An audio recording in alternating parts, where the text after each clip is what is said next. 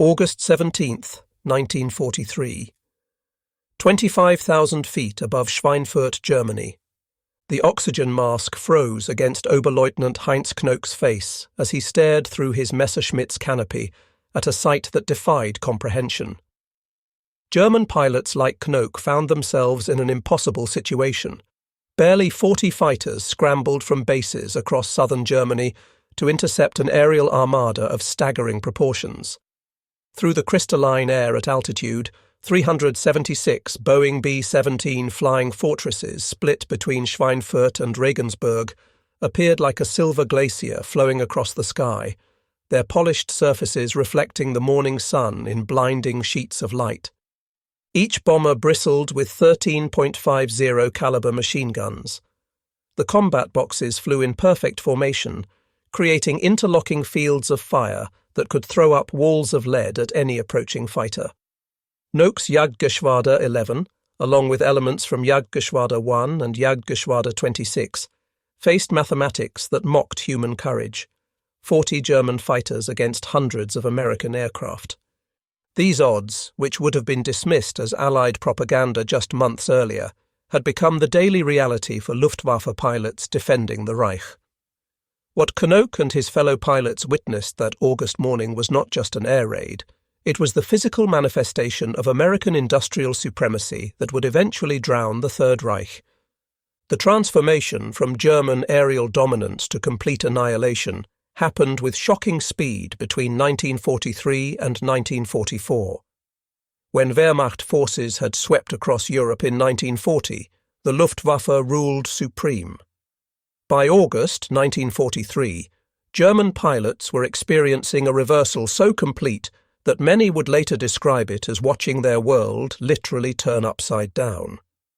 The scale of American bombing operations by mid-1943 had reached proportions that German military planners had never conceived possible.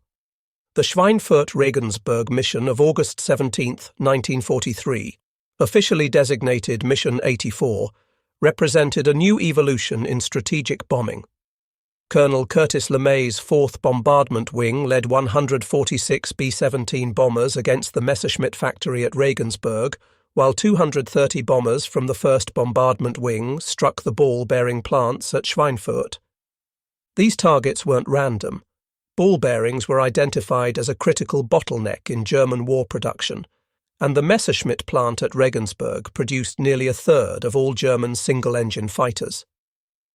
The strategic thinking was clear. Destroy Germany's ability to produce fighters while crippling overall war production through ball-bearing shortages. German fighter commander Adolf Galland had scrambled every available aircraft.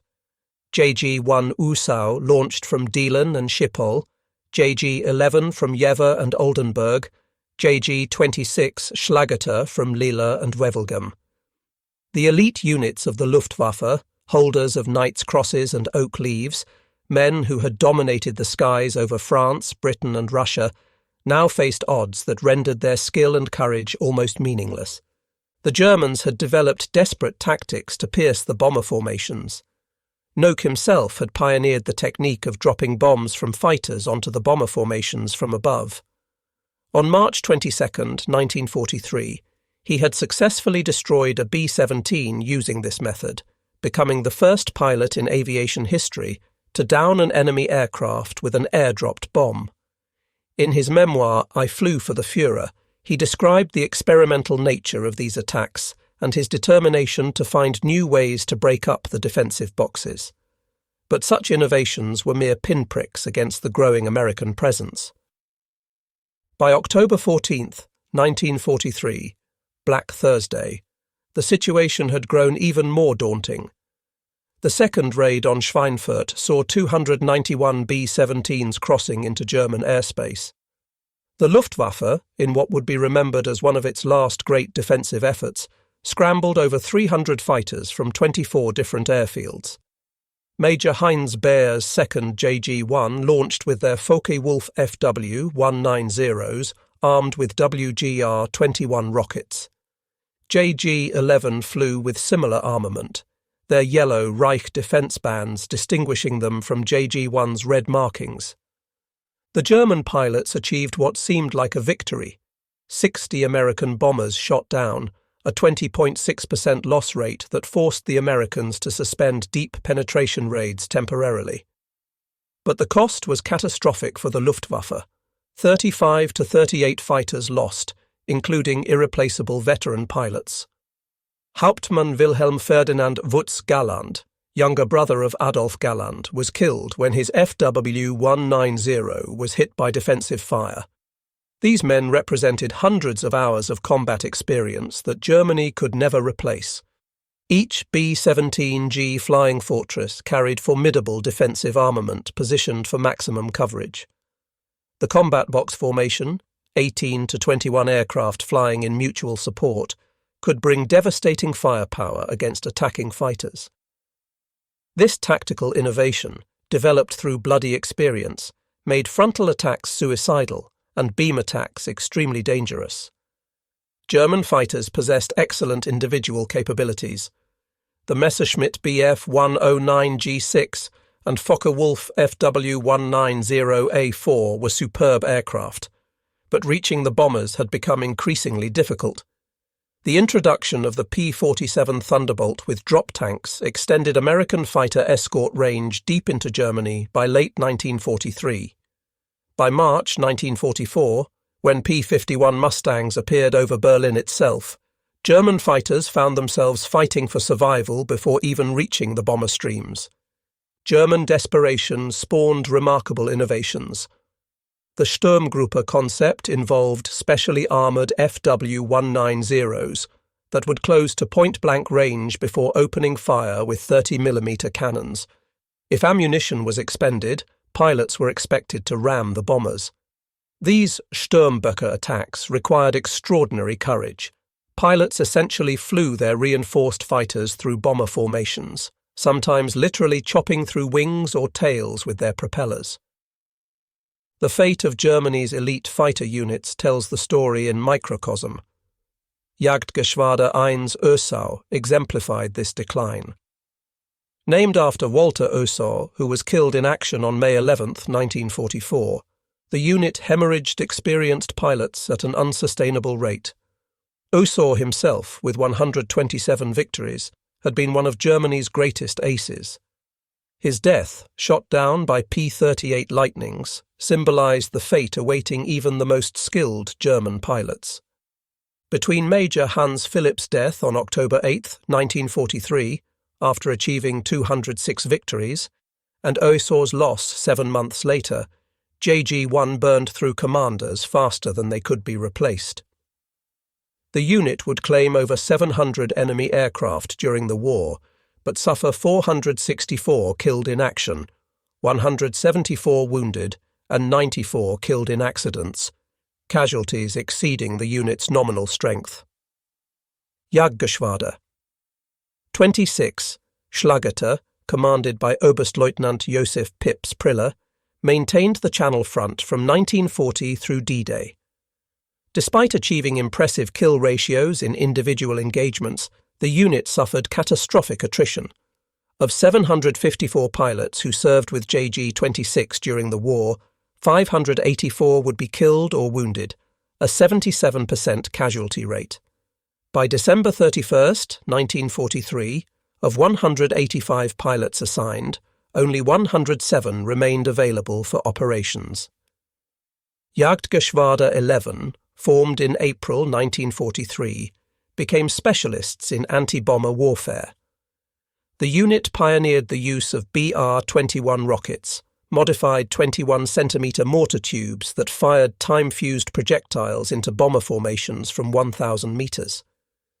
During intensive combat periods, JG-11 claimed significant bomber kills, but these tactical victories couldn't alter the strategic reality. The Americans could replace their losses. Germany could not. The collapse of the Luftwaffe's training system proved more catastrophic than combat losses. The pre-war German pilot training program had been exemplary, requiring over 250 flight hours, including extensive aerobatics, formation flying, and gunnery practice. By 1944, this had collapsed to a mere 112 hours, often incomplete due to fuel shortages. The contrast with American training was devastating. U.S. Army Air Force pilots received over 300 flight hours before combat, arriving at units fully trained. German pilots by 1944 were arriving at frontline units barely able to fly their aircraft, let alone fight effectively. Johannes Steinhoff, one of the Luftwaffe's most successful pilots with 176 victories, described the tragic reality in his memoirs. "We received young men, boys really, who had perhaps 100 hours total flying time, maybe 10 hours on the Bf-109. We were supposed to make them combat-ready in 2 weeks. Most were dead within their first 5 missions." The statistics revealed the deadly cycle. In the first 6 months of 1943, the Luftwaffe lost 1,100 fighter pilots, 60% of its January strength. By 1944, monthly pilot attrition reached 25%. Fighter units were experiencing complete turnover every 4 months. Only commanders possessed meaningful combat experience. Most pilots had between 8 and 30 days of active service before becoming casualties. The Allied oil campaign delivered the death blow. Germany's synthetic fuel plants produced 124,000 barrels daily in early 1944, providing 92% of aviation fuel. These facilities became primary targets beginning in May 1944.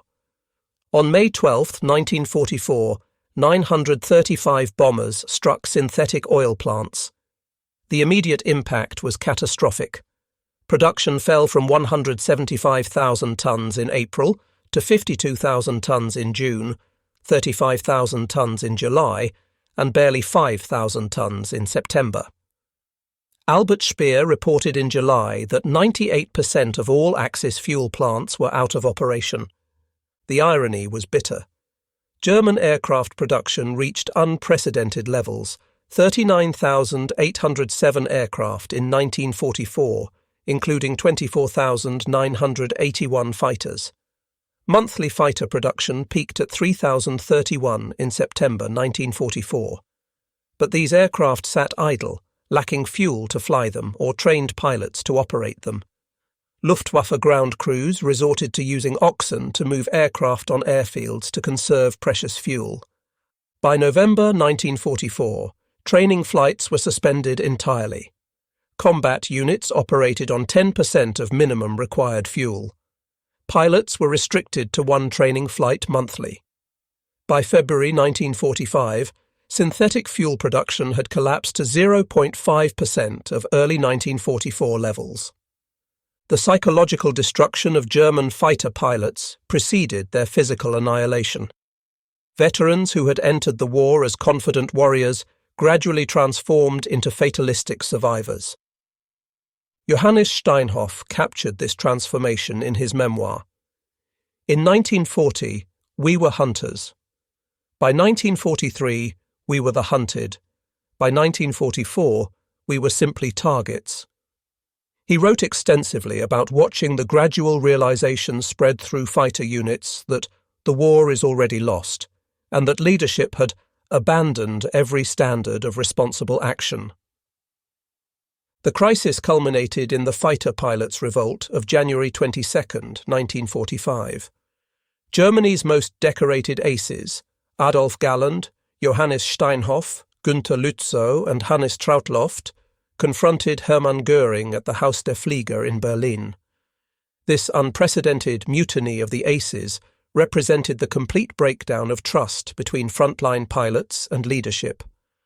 The pilots presented concrete grievances, continued accusations of cowardice despite impossible odds, incompetent operational leadership, and the dismissal of Galland as general of fighters.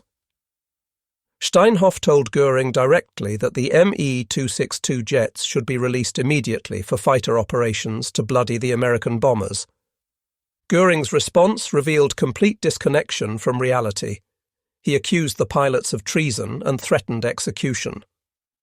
When shown wreckage of P-51 Mustangs shot down over Germany, he had declared it impossible, claiming the aircraft must have glided in from outside German airspace.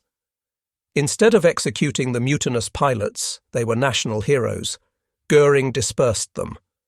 Lutzow was banished to Italy, Steinhoff forbidden from entering Luftwaffe airfields, Trautloft removed from his position. Operation Argument, known as Big Week, delivered the decisive blow. From February 20th to 25th, 1944, over 3,000 bomber sorties from the 8th Air Force, 500 from the 15th Air Force, and RAF night raids dropped 10,000 tons of bombs on aircraft factories. February 20th saw 1,003 American bombers, escorted by 835 fighters, attack multiple cities. The Luftwaffe could muster only fragmented resistance, perhaps 150 fighters total. Heinz Knoke, now Staffelkapitän of 5/JG-11, recorded the reality. We took off with 8 aircraft. 2 aborted with engine problems. Of the 6 that engaged, only 2 returned. The sky was full of Mustangs. By week's end, the Luftwaffe had lost 262 fighters and approximately 100 experienced pilots killed. Among the dead was Hauptmann Kurt Uben, holder of the Knight's Cross with 110 victories. The Americans lost 226 bombers and 28 fighters, losses they replaced within days. Big Week demonstrated definitively that American fighters now owned German airspace. March 6, 1944, marked the psychological end. 730 B-17 and B-24s bombed Berlin in daylight, escorted by 800 fighters, including P-51 Mustangs. For German pilots, seeing American fighters over the Reich capital shattered final illusions. The Luftwaffe mounted 83 sorties against this massive raid. The results were predictable: heavy German losses for minimal impact. German pilots watched their capital burn while unable to intervene effectively. Adolf Galland later wrote, "March 6, 1944, was when I knew absolutely the war was lost. Not because Berlin was bombed, it had been bombed before, but because it was bombed in daylight, with the Americans losing barely 5% while we lost 30%. The memoirs of German aces provide intimate testimony to this journey from supremacy to annihilation.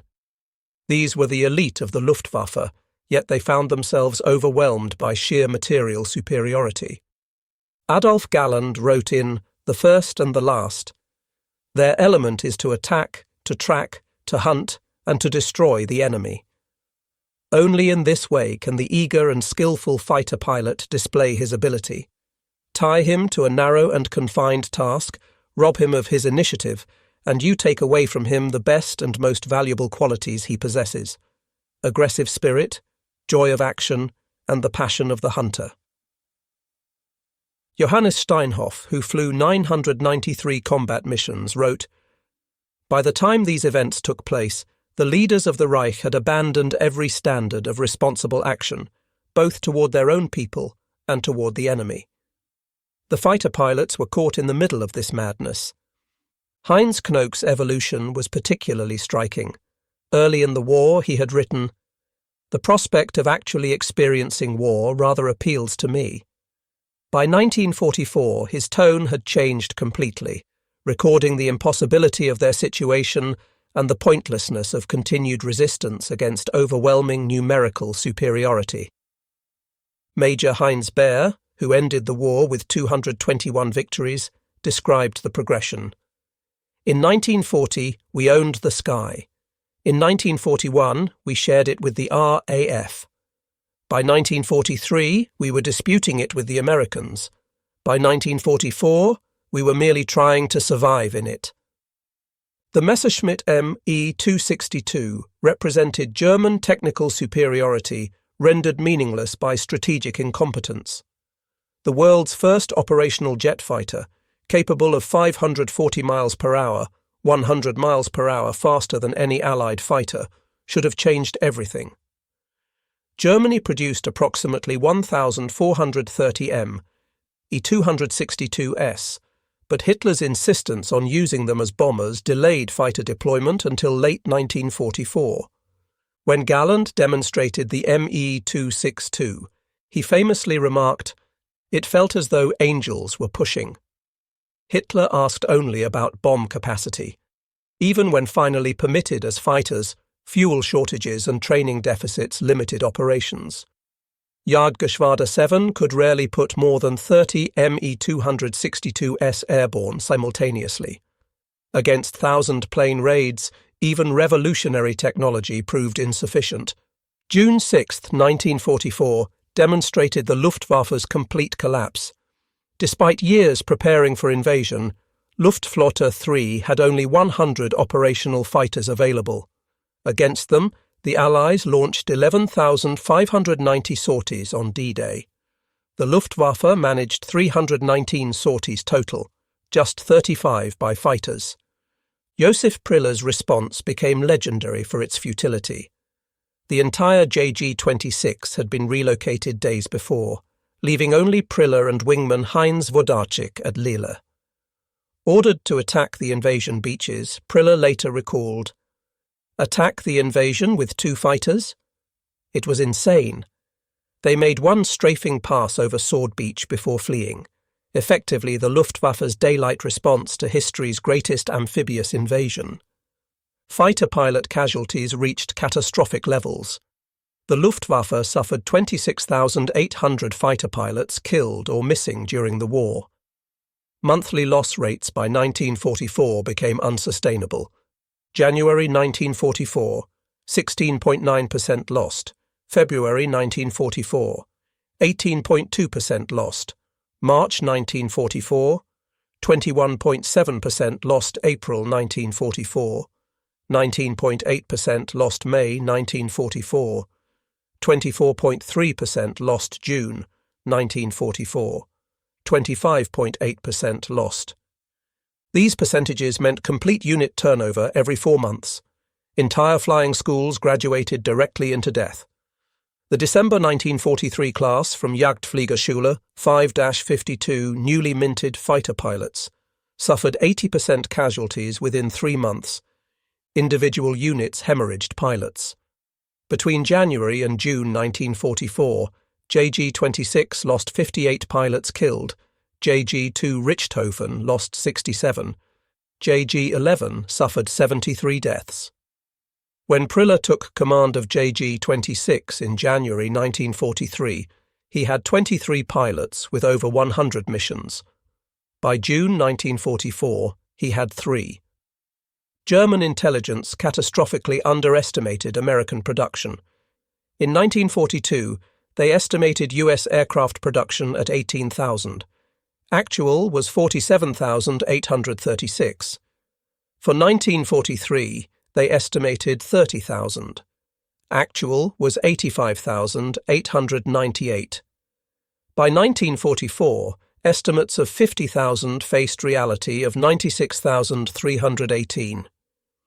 When Göring received reports of American fighters' production reaching 3,000 monthly, he burned them as propaganda. Actual production exceeded 3,600. The B-17 alone saw 12,731 produced, with Boeing's Seattle plant completing 16 daily at peak. Ford's Willow Run produced 1 B-24 every 63 minutes. German production, despite Speer's reforms, peaked at 39,807 aircraft in 1944, when neither fuel nor pilots existed to fly them. America alone produced 96,318 that year. Adding British and Soviet production created a 4-to-1 disadvantage Germany couldn't overcome. By March 1945, the Luftwaffe existed only nominally. Of 1,000-plus fighters supposedly available, perhaps 100 could fly daily. Fuel permitted 1 sortie weekly per pilot. Most pilots had under 50 hours flight time. Heinz Knoke flew his last mission on March 18, 1945. His diary captured the final reality: worn aircraft, exhausted pilots, empty fuel tanks, and the certainty of defeat. The mathematics evident since 1943 had reached their inevitable conclusion. The Luftwaffe lost approximately 76,875 aircraft during the war, including 43,000 in combat. Human losses. 165,000 aircrew killed, 155,000 wounded, 192,000 missing or captured. Against this, the 8th Air Force lost 26,000 killed from over 350,000 who served, grievous but sustainable losses. The production differential was insurmountable. In 1944 alone, the Allies produced 163,099 aircraft versus Germany's 39,807. No amount of courage could overcome such disparity. The destruction of the Luftwaffe offers enduring lessons about industrial warfare. German pilots, initially the world's best trained and most experienced, were destroyed not through lacking courage, but through mathematical inevitability. The American approach, mass production, adequate training for many sustainable losses, proved superior to German individual excellence. While German aces accumulated spectacular scores, they couldn't alter outcomes determined by production statistics. When German pilots faced those massive formations with handfuls of fighters, they witnessed industrial warfare's reality. Individual excellence, however admirable, cannot overcome systemic superiority. When industrial might reaches sufficient differential, outcomes become mathematically certain. The German fighter pilots who faced American bomber formations in 1943 to 1944 witnessed something unprecedented: complete airspace dominance through industrial might. Veterans described skies filled with silver bombers as far as eyes could see, a metallic tide that announced not just military defeat, but the end of an era. The transformation from hunter to hunted occurred with shocking speed. In 1940, German fighters swept opposition from European skies. By 1944, they could barely defend their own airfields. This wasn't gradual decline, but catastrophic collapse.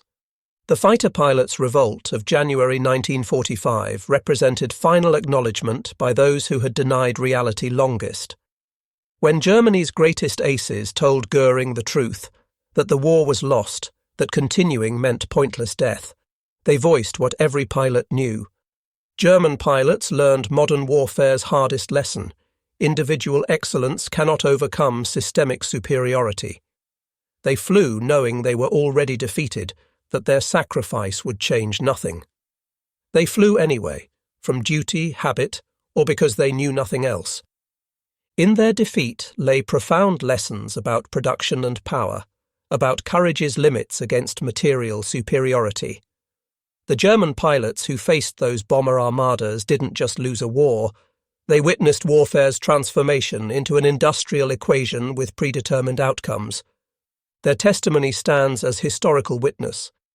They fought mathematical certainty and lost, not from lacking skill or courage, but because they faced an enemy that had transformed war into industrial mathematics. The German fighter pilots of 1943 to 1945 learned in blood that when the sky fills with enough metal, individual warriors become irrelevant.